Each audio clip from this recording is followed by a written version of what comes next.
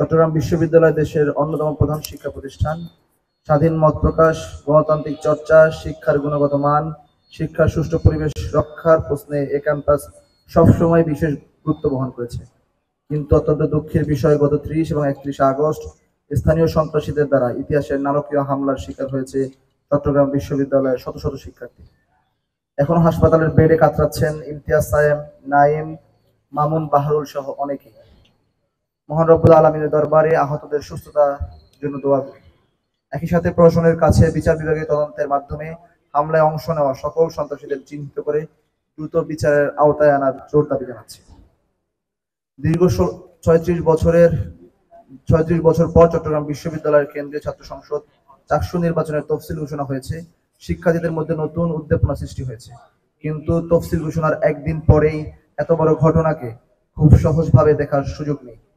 এর পিছনে কোনো কুচক্রী মহলের চাকসু বানচালের পরিকল্পনা জড়িত কিনা সেটিও খতিয়ে দেখা দরকার। ইসলামী ছাত্র শিবির চট্টগ্রাম বিশ্ববিদ্যালয় শাখার পক্ষ থেকে আসন্ন চাকসু নির্বাচনকে কেন্দ্র করে আমাদের অবস্থান, প্রস্তাবনা এবং বিশ্ববিদ্যালয়ের সার্বিক পরিস্থিতি সম্পর্কে মতামত তুলে ধরার জন্য আজকে এই সংবাদ সম্মেলনের আয়োজন। আমরা বিশ্বাস করি, সুষ্ঠু ও অংশগ্রহণমূলক নির্বাচন শুধু শিক্ষার্থীদের নেতৃত্বে গড়ে তুলবে না, বরং বিশ্ববিদ্যালয়ের যথাযথ একাডেমিক পরিবেশও সমৃদ্ধ করবে। বিশ্ববিদ্যালয়ের সার্বিক নিরাপত্তা বিধান এবং একাডেমিক পরিবেশ তৈরি করতে পারলে নির্ধারিত সময়ে চাকসু নির্বাচন আয়োজন করা সম্ভব, যা ঢাকা বিশ্ববিদ্যালয় কর্তৃপক্ষ ইতিমধ্যে ডাকসু নির্বাচন যথাসময়ে আয়োজনের মধ্য দিয়ে প্রমাণ করেছে।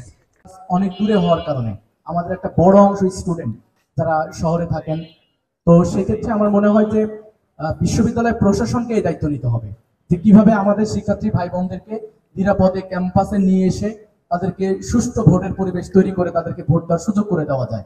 এক্ষেত্রে ইসলামী ছাত্র শিবির নির্বাচন আচরণ বিধিতে যতটুকু শিক্ষার্থীকে সহযোগিতা করার সুযোগ আছে ততটুকু সহযোগিতা করবে ইনশাআল্লাহ।